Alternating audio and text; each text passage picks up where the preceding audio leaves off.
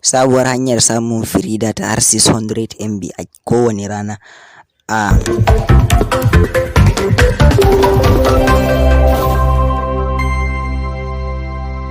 Wannan hanya ce daban wacce ban yawaita kawo muku ita wannan channel ɗin ba.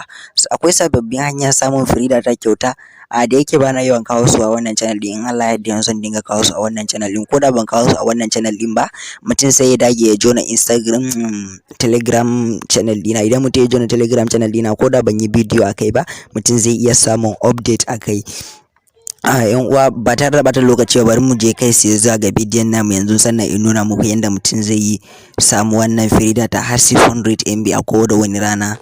Yan uwa, ba wata hanya mai wahala ba ce ba, kawai za ka yi downloading na wannan application mai suna HTTP custom a Play Store. Da zaran ka yi downloading na wannan application ɗin, ina kyautata zaton da wannan application ɗin za mu dinga amfani, mu dinga samun wannan kyautar data.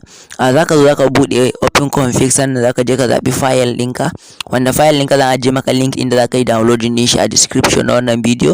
Idan mutum ya je kawai zai je, idan ya yi downloading zai je ko download folder ko ina ma, a ko ina wannan file din yake, mutum zai je ya dauka. Ni da yake na tura shi ta zinda ne, gashi nan akwai 500 MB sannan akwai 100 MB.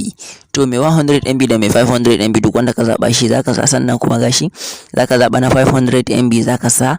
Na 500 MB zaka dan jira shi yayi connecting, duk da dai shi wani lokaci yana da wahalan connecting idan ka taba amfani da VPN a ranar.